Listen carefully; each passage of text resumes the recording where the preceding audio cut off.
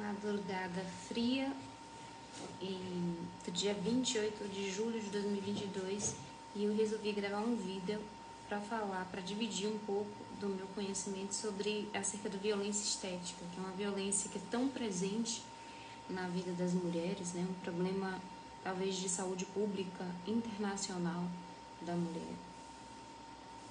Dividir com vocês um pouco o que eu consegui angariar de conhecimento acerca disso, acerca dessa prática. É uma prática que me incomoda desde pequena, porque embora eu não tenha feito nenhum procedimento estético, nenhuma intervenção cirúrgica, nenhum outro procedimento, eu me sinto vítima da violência estética. Cada vez todas nós, mulheres, somos vítimas, porque os padrões eles foram criados de forma a fragilizar a nossa autoconfiança, a nossa autoestima.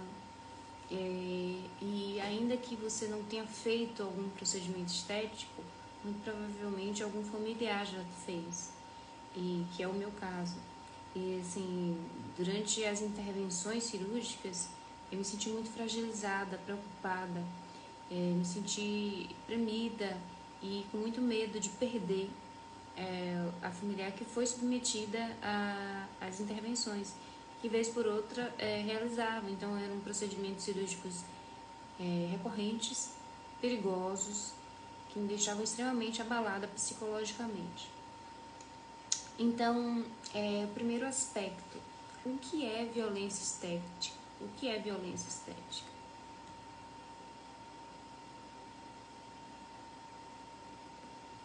A violência estética foi definida como sendo o conjunto de narrativas, representações, práticas e instituições que exercem uma pressão prejudicial, formas de discriminação sobre as mulheres, obrigando-as a perder seu precioso tempo, dinheiro, em prol de padrões criados pelo patriarcado. Então eu fiz até um post-itzinho falando sobre os requisitos, né? O que a violência estética é. E quais são os padrões de violência estética? Geralmente são padrões gordofóbicos, gerontofóbicos, que exigem uma magreza extrema feminina ou características físicas difíceis de se atingir normalmente. Normalmente estão ligadas a estereótipos racistas, né? E repudiam veementemente a velhice também.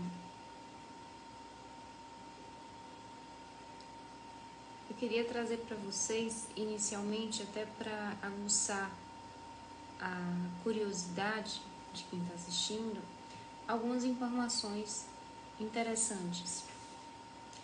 A primeira delas é que, embora uma mulher ganhe tanto quanto um homem, o que nós sabemos que já é difícil de acontecer, porque recorrentemente as mulheres exercem as mesmas funções dos homens e recebem menos do que eles, embora exercendo uma mesma função, ainda que no mundo ideal essa mulher ela ganhe tanto quanto um homem, ela gastará muito mais do que ele, porque a indústria estética exige das mulheres um gasto muito maior do que se é exigido dos homens, né? Porque quando a gente tem uma filha mulher e um filho homem, a gente percebe na prática de que a filha mulher traz muito mais gastos, porque os adornos femininos, a vestimenta feminina, os sapatos femininos, eles são mais caros do que, em geral, são mais caros.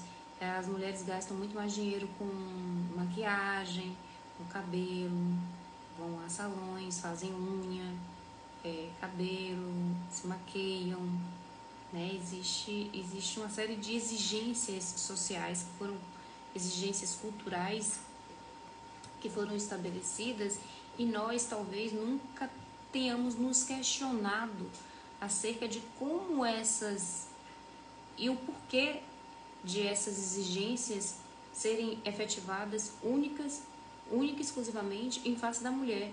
Por que essas exigências não são feitas aos homens também?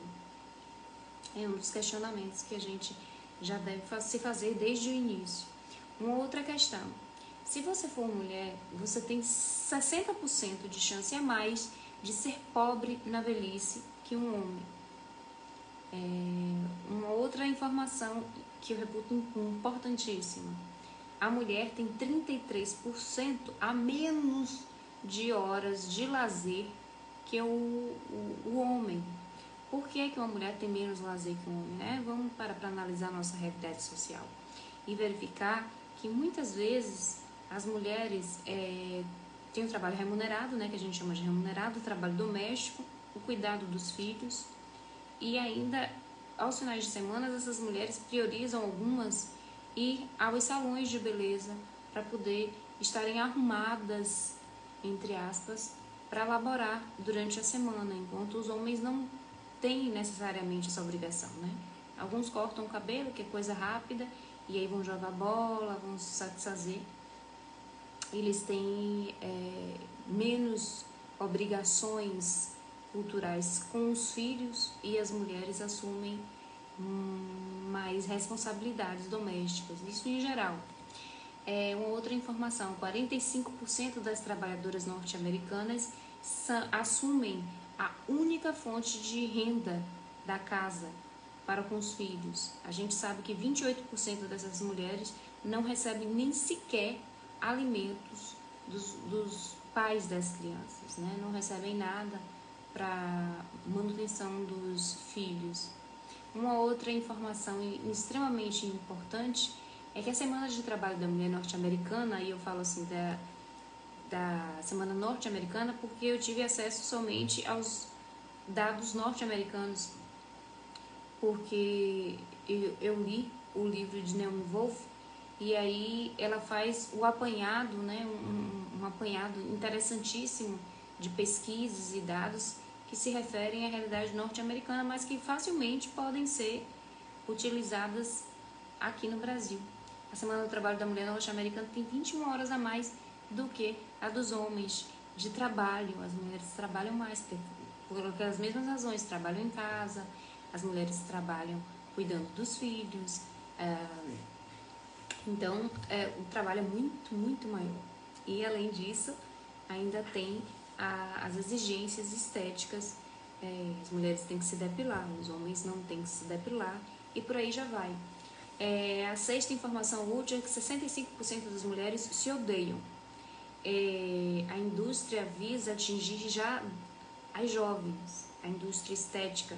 A indústria estética envolve a indústria médica, a indústria cosmética e a indústria farmacêutica. A indústria médica é muito mais voltada para a questão das cirurgias plásticas, né? O que as meninas aprendem, a oitava informação importante: o que as meninas aprendem desde cedo não é o desejo pelo outro, mas o desejo de serem desejadas. Essa é uma outra uma outra afirmação de Naomi Wolf que eu reputo extremamente importante. Nós nos referimos às mulheres como minorias, mas na verdade nós somos maioria. Nós representamos 52,4% da população mundial.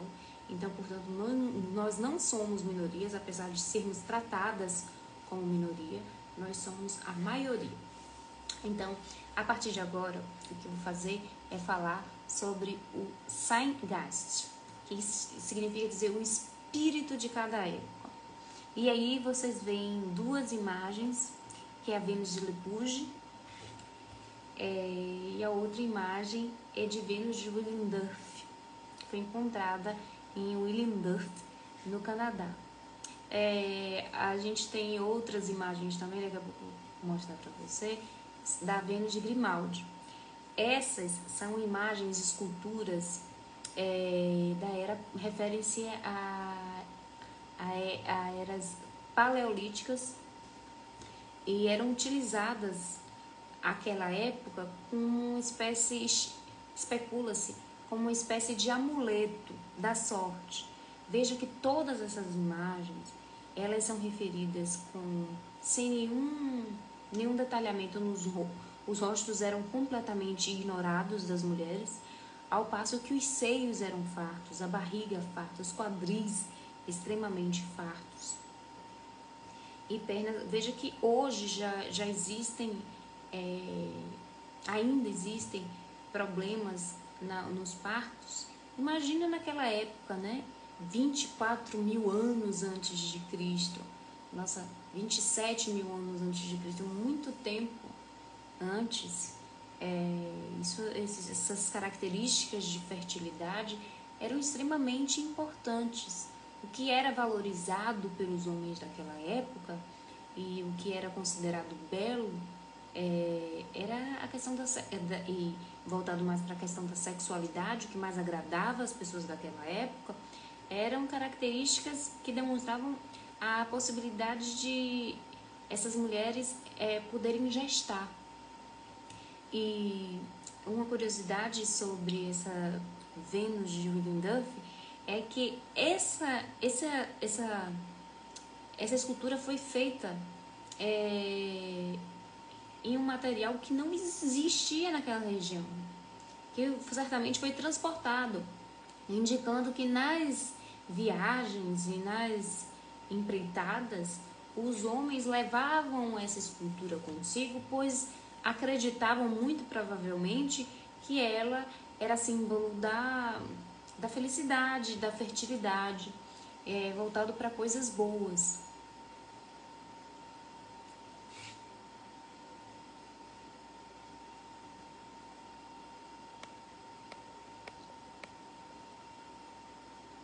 Aí a gente tem essa daí, Vênus de animal. Veja também que seios fartos, barriga, nádegas, né? Tudo bem diferente do estereótipo de beleza, do que hoje é adorado, do que hoje é apregoado como belo. Por que isso é importante? Isso é importante para demonstrar que os estereótipos, os padrões de beleza, a beleza não é uma questão inata, né? Ninguém vai acreditar que os padrões de beleza de hoje foram os mesmos de tempos atrás. Os padrões de beleza mudam conforme os interesses de quem ainda tem o poder, né? Então, é muito importante para a gente saber e ter como posicionamento crítico que nem sempre o que está sendo imposto hoje era o que era agradável, aprazível antigamente. Aí veja que na Idade Antiga, no Egito, você teve o primeiro registro de estereótipo de beleza, né? Primeira tentativa de aliciamento da humanidade. Veja essa fotografia que encontrei na internet de Nefertiti, como provavelmente ela era, e de Cleópatra. Veja que essas duas mulheres eram os símbolos de beleza daquela época, totalmente diferente dos símbolos de beleza de hoje. Mas foi somente na Grécia que se introduziu o conceito de estética, efetivamente. Então eu coloquei aqui Grécia, Roma, Idade Média, Renascimento, a criação da imprensa, que é um marco importantíssimo para as questões estéticas, e a gente vai entender melhor o porquê. A estética, em sua concepção original, significava prazer, agrado e sentimentos de satisfação por meio da contemplação e percepção dos sentidos. Um encantamento. Hesíodo dizia que o belo é amado, o que não é belo não é amado. Em determinado período na Grécia, talvez a única que se tenha registro na história da humanidade, a figura central do padrão de beleza passou a ser o masculino, fundado em corpos atléticos. Porém, a gente lembra muito bem da história de Narciso, que foi punido por se amar demais, por ser um homem muito vinculado à estética, demonstrando, né, de pano de fundo, que desde a Grécia já existia uma resistência em si, era como se fosse uma crítica ao homem por ele valorizar muito questões estéticas. Questões estéticas eram dadas às mulheres, tanto é que tem Afrodite, né, a deusa da beleza, a deusa do amor. E foi nessa época que se estruturaram, se estabeleceram os primeiros cosméticos, né? A Afrodite era a deusa do perfeccionismo também. E a partir dessa época começaram os concursos de beleza. Eu peço licença aqui para ler uma parte do livro de Esther Pineda, que ela fala exatamente assim, com primosidade, sobre essa questão dos concursos de beleza. Os concursos de beleza, eles se orientam a julgar o físico das participantes, contribuem para a sua objetificação e hipersexualização. Esses concursos decidem quais as condições para que as meninas, adolescentes e mulheres sejam valoradas de maneira exclusiva a partir de sua imagem. Isso é capaz de gerar distorções valorativas e autovalorativas. As meninas e adolescentes crescem assumindo que só têm um valor social na medida em que respondem às exigências estereotípicas da sociedade contemporânea. E quem não responde aos cânones de beleza estabelecidos deverá ser descartada e excluída dos marcos relacionados e valorativos, dos marcos relacionais e valorativos. Até hoje a gente vê a prática de concurso de beleza infantil. Eu particularmente não tinha essa visão antes, mas hoje acredito que diante de todo o conhecimento que a gente tem, de todo acesso à informação que a gente tem, essas práticas não deveriam existir mais. Primeiro que as crianças não têm maturidade suficiente para poder enfrentar uma situação de competitividade como essa, e ainda mais quando o critério para julgamento é tão fútil como esse.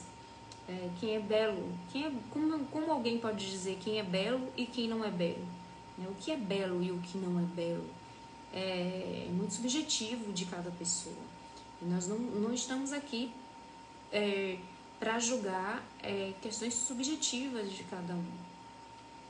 Afinal de contas, o que é ser belo? É atender aos padrões que foram pré-estabelecidos pelo capitalismo, pelo patriarcado, né? Pela cultura ocidental, como belo, como bonito.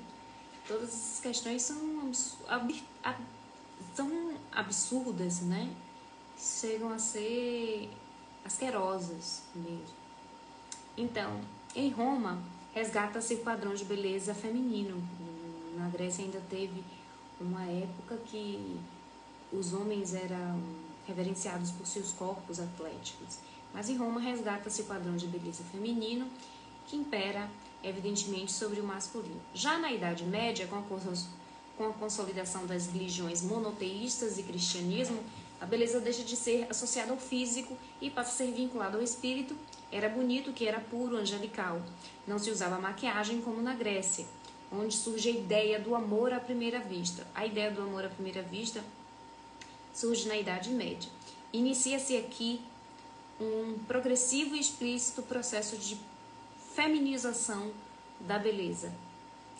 Então, quando você fala de beleza, automaticamente está vinculado muito mais à figura feminina que à figura masculina. No Renascimento, o momento histórico da promoção da ciência, financiada pela burguesia, que tinha como objetivo derrubar a ordem anterior e tomar o poder. Veja como a ciência sempre esteve umbilicalmente vinculada a questões de poder. No Renascimento, a ciência foi utilizada como instrumento de deslegitimação da ordem social pré-existente. Foi irrompido o pensamento dogmático religioso, passando-se a colocar o homem no centro.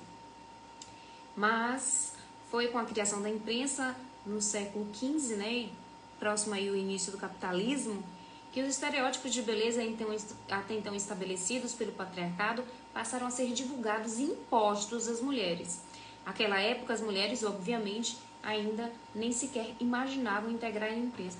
Uma questão muito interessante que a gente vê até hoje, essa questão da discriminação mesmo, né, entre mulheres e homens, é que no nosso jornalismo, no jornalismo brasileiro, você pode observar que 75% dos apresentadores, eles são mais velhos, né?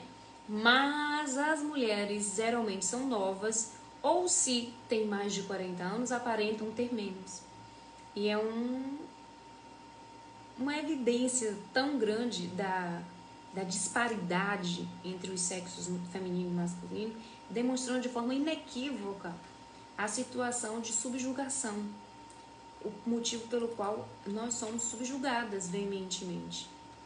Eu vou colocar aqui umas fotos da época, da referência de beleza da época, que também é bastante diferente dos nossos estereótipos atuais. Veja que as meninas ainda têm um pouco de barriguinha, né?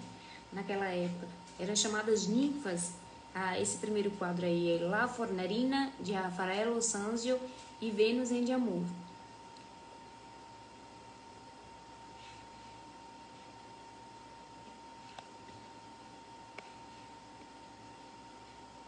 Olha só. Já aqui no século XVI, a gente, não sei se cortou aqui, o que foi que teve, eu acho que eu coloquei a menos. Aí temos o Barroco, né, que foi entre o século XVI e o século XVIII, e uma preocupação muito grande. Veja essa imagem, a completa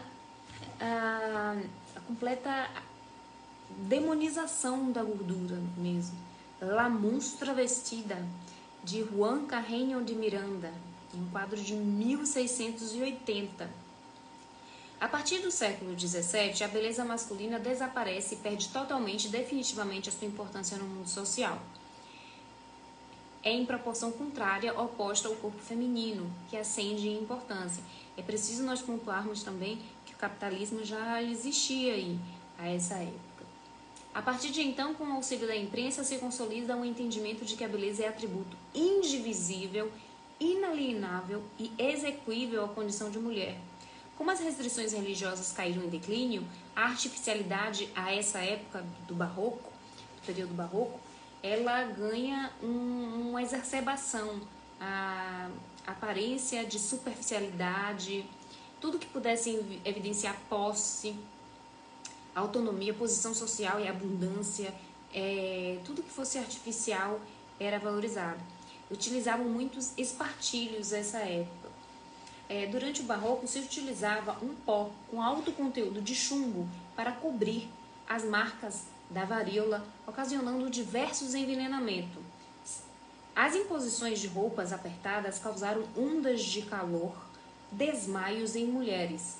A utilização de espartilhos, não raro, ocasionou deslocamentos de órgãos, opressões, deformidades na caixa torácica, alargando o risco para contaminação por tuberculose, que estava muito em voga nessa época, assim como frequentes fraturas de costelas, no intento de conseguir uma cintura menor, além do consumo de arsênio em quantidade pequena para fins de clareamento da pele.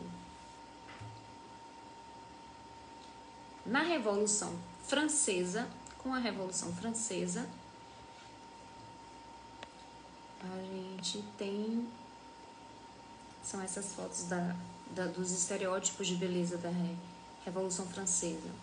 Com o pensamento iluminista, houve um rompimento desse paradigma de artificialidade, de modo que se passou a pregar a naturalidade. Tudo isso porque a Revolução visava irromper com o padrão estabelecido pela burguesia. Passava-se a adotar como belo corpos volumosos, seios redondos, proeminentes, barrigas pronunciadas, quadris largos, pernas grossas e rostos gordos passam a ser o ideal de beleza. Naomi Wolf, ela traz a informação no livro O Mito da Beleza, de que o culto da domesticidade se consolidou em 1830 e nessa época também se inventou o Código da Beleza.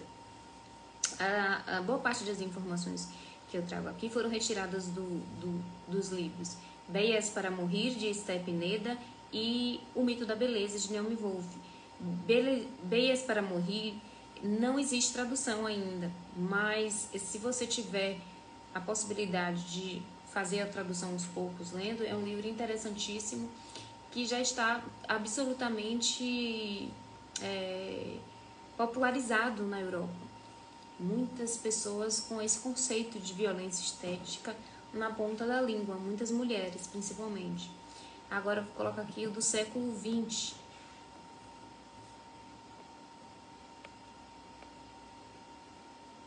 No século XX, Século XX, o que houve? O século XX, ele trouxe consigo uma drástica ruptura com o cânone da beleza até então mantido. A beleza reconhecida deixou de ser a dos gregos, romanos e do Renascimento baseada na simetria e harmonia. O início do século XX é, portanto, marcado pelo surgimento do primeiro ideal de beleza nos Estados Unidos. Veja que o ideal de estética deixou de ser o europeu para afundar-se no estadunidense. Essa foto é de Gibson Girl, estereótipo de beleza perfeita com a imagem de senhora bem educada e ingênua. A beleza sempre, usualmente, foi vinculada àquela época à virtude pubescente, à infantilidade. E a gente ainda vê esse estereótipo até os dias de hoje. Entretanto, a partir do momento que começou a ser comercializado o sutiã em 1913, amplamente divulgado pelo cinema, por meio do entretenimento, e as mulheres passaram a se apropriar desse estereótipo, segui-lo e sentirem-se cômodas, houve uma reversão. Sempre que as mulheres conseguem alcançar o estereótipo estabelecido, há uma mudança do estereótipo. Por quê? Porque é interessante para o capitalismo, é interessante para o patriarcado, manter essas mulheres de uma certa forma ocupadas. Naomi Wolf, ela traz a informação de que todas as vezes que os movimentos feministas conseguem angariar muitos resultados positivos, há um contramovimento no sentido de ocupar essas mulheres com alguma coisa, é como se fosse um freio, né, na tentativa de diminuir a possibilidade de crescimento feminino. Em 1913, vou colocar aqui, em 1913, houve uma hipersexualização do seio feminino. Por meio do sutiã era possível criar uma ideia de seio ultra rígido e volumoso. Nasce aqui a indústria da cirurgia estética. Passou-se a realizar cirurgia em toda a parte do mundo, em toda a parte do corpo, mas com supremacia à parte do seio. É importante falar que a cirurgia plástica, ela nasce em 1913, né, com uma finalidade importantíssima, no sentido de reparar os absurdos que eram feitos na Segunda Guerra, né? As lesões, as mutilações, as deformidades da Segunda Guerra. Então, por isso eu coloquei essas imagens para mostrar que o fim da cirurgia plástica de reparação, em alguns casos essenciais, são extremamente importantes, né? São de reparação da dignidade, né? A intenção da cirurgia plástica é de reparar a dignidade do indivíduo. E nessas situações, ela é absolutamente importante e legítima a intervenção. O problema é que a cirurgia plástica hoje em dia ela está sendo utilizada com outros viés, outras intenções espúrias de lucro, né? Quando você opera uma pessoa, quando você faz cirurgia de uma pessoa que está extremamente saudável, né, está com a saúde em dia, quando você vai e você oferece riscos a essa mulher por pura e simplesmente necessidades estéticas, porque ela só está tentando atender um padrão, não é que ela é feia, ela só está tentando entrar num padrão que o patriarcado disse para ela que é importante, que o capitalismo disse para ela que ela tem que obedecer, justamente com o intuito de retirar o poder dessa mulher. Veja que a mulher investe dinheiro, a mulher investe tempo para isso. Quanto de tempo essa mulher perdeu até angariar esse dinheiro para fazer a cirurgia, que é muitas das vezes cara. E as consequências de uma intervenção cirúrgica não se resumem só em intervenção. Diversos problemas podem surgir posteriormente, como os narrados pelas meninas das próteses de silicone, que têm efeitos a longo prazo. Todas essas questões precisam ser levadas em consideração para que você entenda o porquê é violência estética, porque o nome é violência estética. Em 1920, as mulheres ganharam o direito ao voto, trazendo a falsa ideia de que as mulheres haviam alcançado a igualdade. O protótipo da mulher americana, bela, jovem, na moda e exitosa. Tal contexto fez com que o padrão agora aproximasse as mulheres do masculino. Seios volumosos, quadris volumosos foram superados. Agora, o estereótipo era da magreza, o corpo delgado, esbelto e tonificado.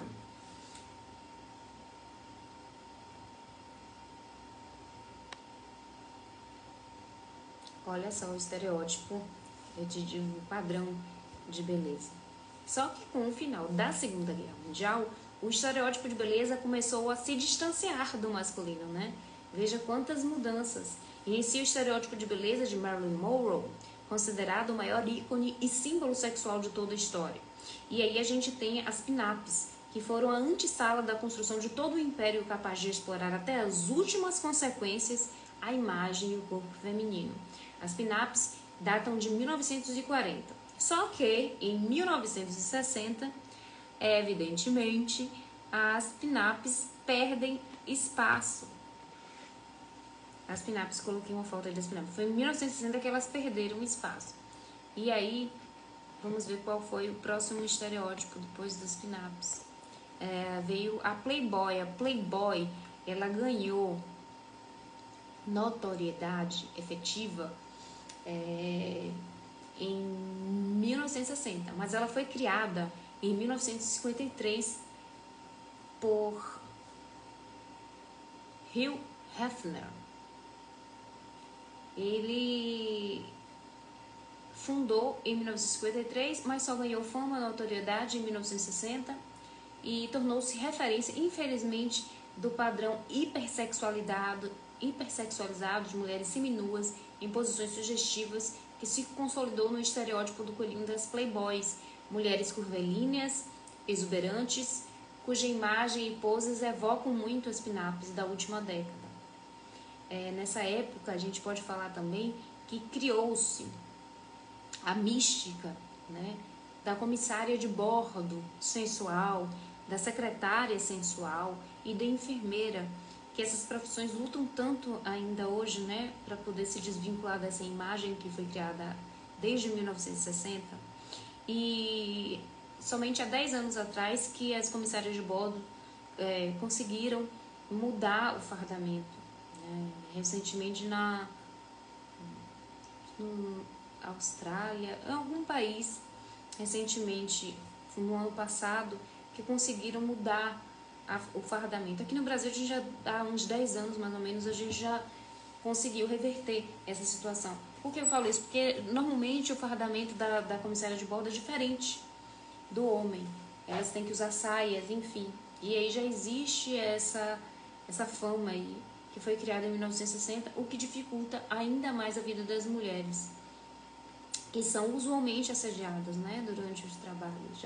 Os homens já se sentem autorizados por conta de toda essa cultura machista que a gente vive, de assediar as mulheres, e ainda mais com o fardamento incentivando essas condutas. É uma situação absolutamente difícil para essas mulheres.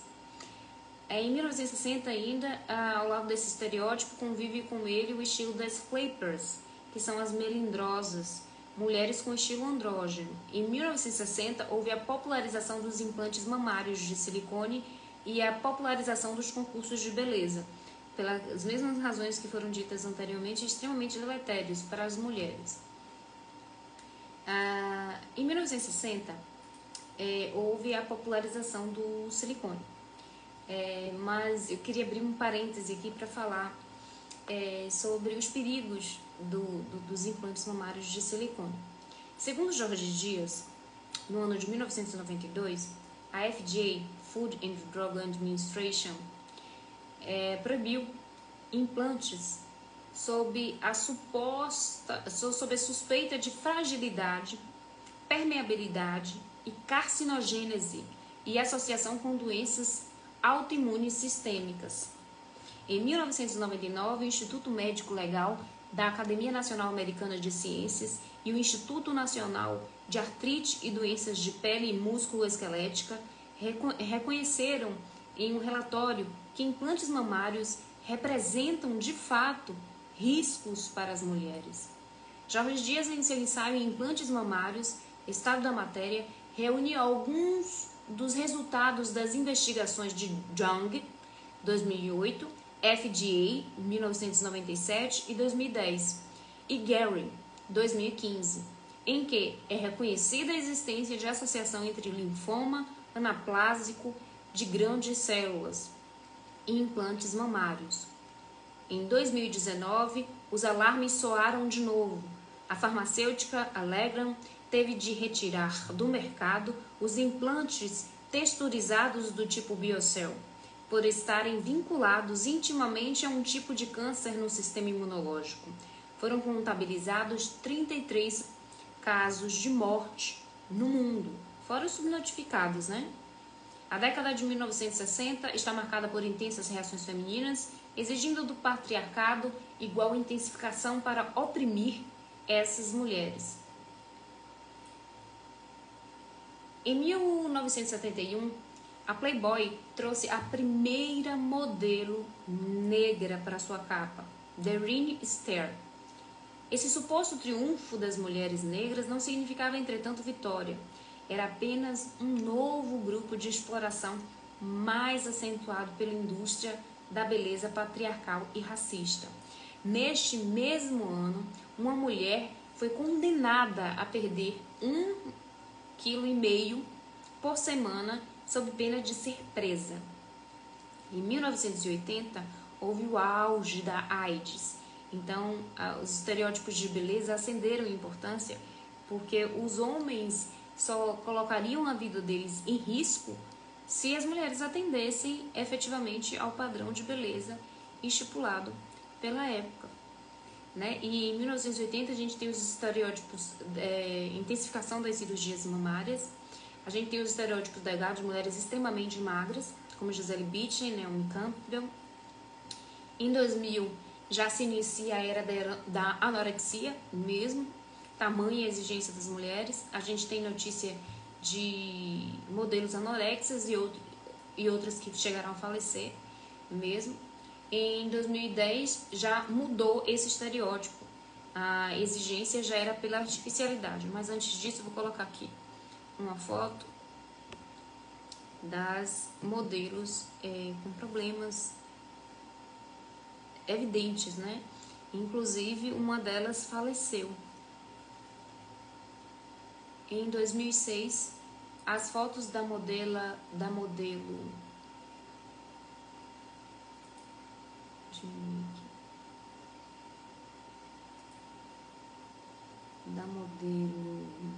Natália Gotts impressionaram o mundo todo pela evidente doença, né? Está se evidenciando que a pessoa está com algum problema de saúde muito sério. Ana Carolina Heston morreu aos 21 anos e Luiz Ramos morreu na passarela 6 meses depois, em fevereiro de 2007. Eliana Ramos morreu posteriormente. Vou colocar aqui.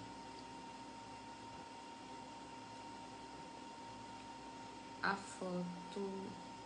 E aí foi aquele escândalo na época. Falecimento da modelo. E aí, em 2010, nós temos a exigência de mulheres com silhuetas extremamente marcadas e corpos excessivamente marcados por intervenções estéticas, como Kim Kardashian e suas irmãs. O bombardeio da mídia impede que as mulheres reflitam e lembrem-se dos cânones de beleza das décadas anteriores. O cânone é sempre apresentado como único, fixo, imóvel e permanente. Uma estratégia utilizada para que mulheres sejam surpreendidas e impedidas de encontrar semelhanças e aceitação e conformidade de seus corpos em relação aos cânones de beleza dos antepassados. Situação que as obriga a consumir eternamente produtos, técnicas, procedimentos de beleza. Das apresentadoras de telejornais com mais de 40 anos, 97% são homens. Os 3% restantes são de mulheres que não aparentam de forma alguma a idade que têm.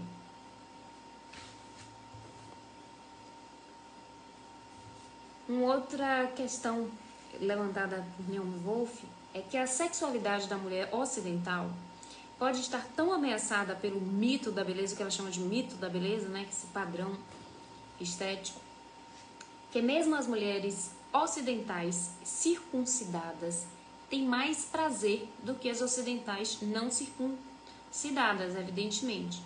Por incrível que pareça, em comparação, uma importante pesquisa com 4.024 mulheres sudanesas circuncidadas que tiveram seu clitóris removido pela circuncisão sunita revelou que 88% haviam experimentado orgasmo.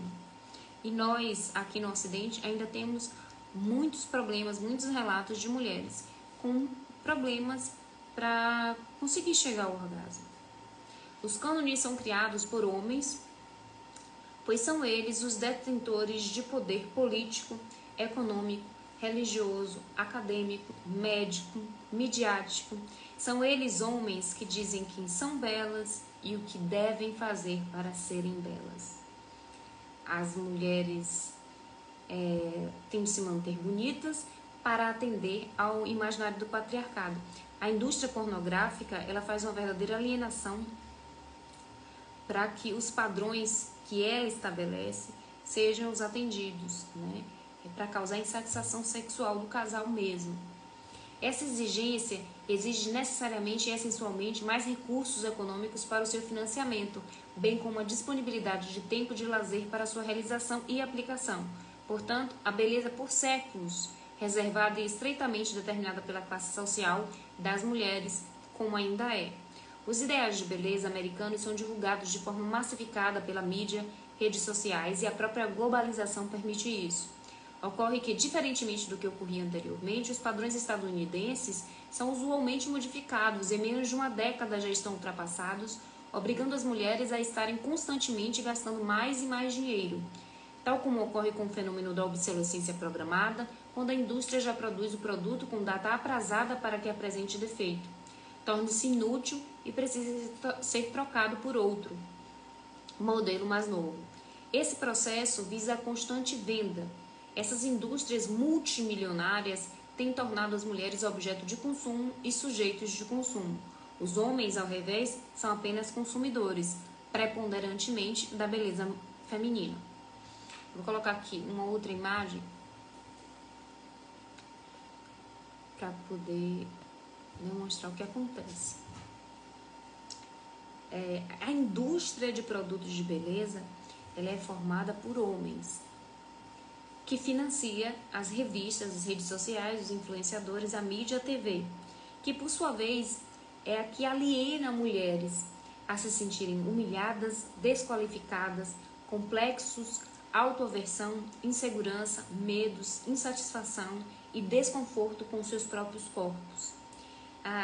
Muitas vezes os distúrbios psiquiátricos a que essas mulheres são detectadas, muitas vezes são reflexo dessa realidade, muitas vezes não, preponderante, majoritariamente, são fruto dessa realidade em que elas vivem.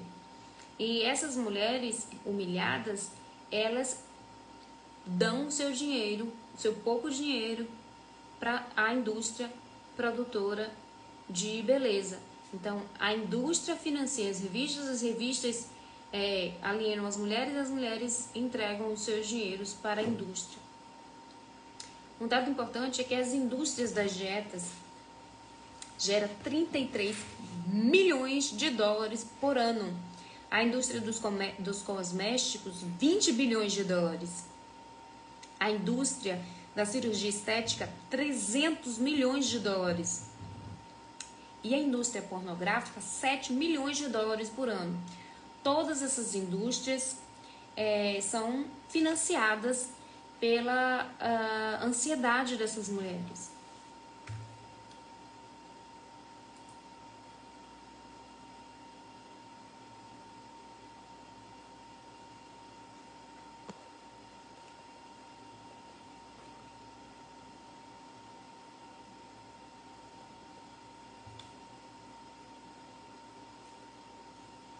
eu trouxe aqui algumas referências, que é o Mito da Beleza de Naomi Wolf e Bem-es para Morrer, de Esther Pineda, e trouxe alguns trechos importantes que são absolutamente pertinentes para a nossa reflexão.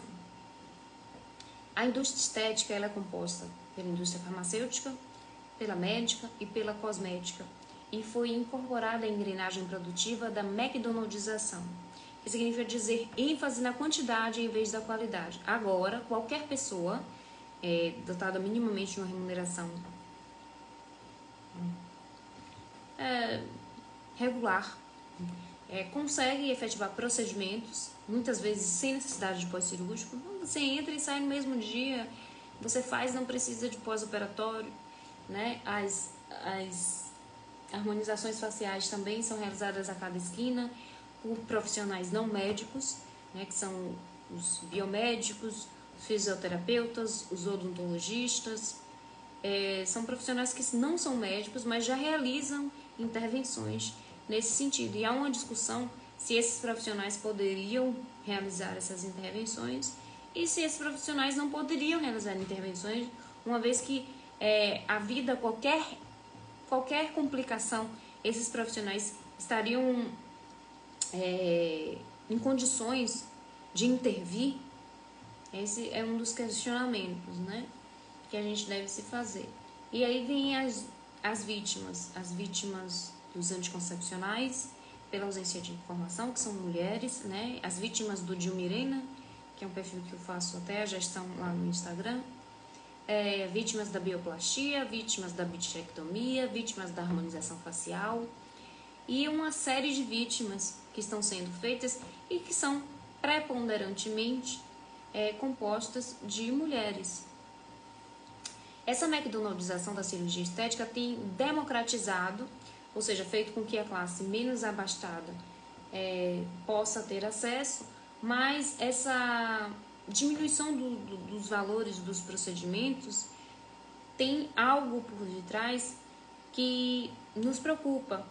É a questão da utilização de materiais inadequados, mais baratos, de produtos mais baratos para se conseguir o resultado desejado. Por exemplo, pessoas que se submetem a harmonizações faciais e são indevidamente submetidas à utilização de PMMA, esses polímeros que são extremamente inflamatórios e que aderem aos tecidos e depois não tem como retirar suficientemente de forma não cirúrgica. Enfim, existe a possibilidade de reaproveitamento dos implantes mamários, materiais vencidos, substâncias impróprias, clínicas clandestinas, profissionais não habilitados para a prática. Desde a pré-história, se tem tentado, com voraz insistência, despolitizar as mulheres, seja sacralizando-as ou dotando-as de ideais de beleza com o objetivo de alijá-las de espaços de poder e de tomadas de decisão, pois uma mulher ocupada e preocupada em satisfazer as expectativas da feminilidade e do cânone da beleza é uma mulher confinada num espaço privado. É preciso considerar que tais circunstâncias alijam as mulheres dos espaços de tomada de decisão, da economia da produção do conhecimento, da dinâmica organizacional, relacional da sociedade, dos processos artísticos, da criação literária, enfim. É possível afirmar que os ideais de beleza isolam as mulheres e as reduzem a meros objetos ornamentais. Enquanto as mulheres são oprimidas por múltiplas e repetidas formas de discriminação, exclusão e violência, também é verdade que o patriarcado tem projetado mecanismos cada vez mais sutis, imperceptíveis e velados, além de eficientes e rápidos para exercer a tirania patriarcal. Por outro lado, atender aos cânones significa para as mulheres ter uma vida melhor, alcançar melhores posições no trabalho, uma grande ferramenta para agradar ao marido ou para arranjar um. Ao revés, atender ao cânone da beleza implica estar alijada muitas vezes dos espaços de decisão, de produção de conhecimento, da política, de ações sociais, além de estar numa situação de degradação, risco, morte, mutilação, às vezes de sequelas, problemas como umas meninas relatam na internet das próteses de silicone, as meninas, as vítimas do Jumirena também, as quais levam um longo caminho para recobrar a saúde. Então, essa questão do estereótipo e dos cânones de beleza, dos padrões estéticos, são utilizados pelo patriarcado, que aqui ainda tem em suas mãos as indústrias, são os detentores de poder ainda. Eles utilizam como um mecanismo social de controle das mulheres, como se fosse uma arma política. E reduzem as mulheres a mero objetos de consumo masculino. Então, uma questão final que eu gostaria de trazer e que a Esther Pineda traz brilhantemente no livro Venhas para Morir, é que a resposta para esse problema não pode ser um discurso romântico de autoaceitação e de fortalecimento da autoestima. Pelo contrário, necessitamos nós, mulheres, desmantelar as estruturas que fragmentam o corpo, os fetiches que os transformam em mercadoria. A resposta é a desarticulação, desconstrução dos papéis e estereótipos de gênero,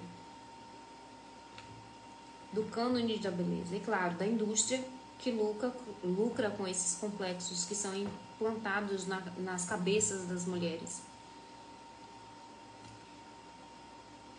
A gente ainda precisa conversar sobre a inexistência de uma legislação relacionada à matéria aqui no Brasil. Em Israel a gente já tem a lei do Photoshop, aqui ainda é um projeto de lei. Os estereótipos atuais são da mulher extremamente magra e da mulher extremamente gostosa, artificial também. E precisamos urgentemente parar com o discurso de que a mulher basta querer que consegue. Basta que ela queira alcançar determinada posição ou fazer algo em prol da sua saúde que ela vai conseguir. Isso só reforça a culpa da mulher. Ela se sente mais culpada ainda. Que não é verdade.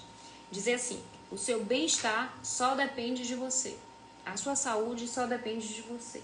Reforça a culpabilização feminina. Porque muitas vezes não é assim. A realidade das pessoas, a realidade social, o capitalismo exige muito mais de umas pessoas, de determinadas pessoas, do que de outras. E as mulheres mães de família, mães solteiras, mães solos, profissionais da área de saúde, que tem muitas vezes que trabalham em 2, 3 plantões, não tem condição. Por mais que elas queiram, por mais que elas desejem, elas vão enfrentar dificuldades. É lógico que todas nós, e isso é inequívoco, temos, até pelo fato de nós sermos mulheres, nós temos uma força sobrenatural. Mas isso de dizer assim, você só não vai conseguir se você não quiser. Isso reforça a questão da culpa, que a pessoa se sente culpada, né? Se ela não conseguiu, é porque realmente ela está agindo de forma errada. Então, são essas questões que eu queria deixar para a reflexão de cada um de vocês. E eu estou à disposição. Eu deixei aqui o meu Instagram para quem quiser chegar lá para discutir um pouquinho comigo sobre essa temática, tá bom?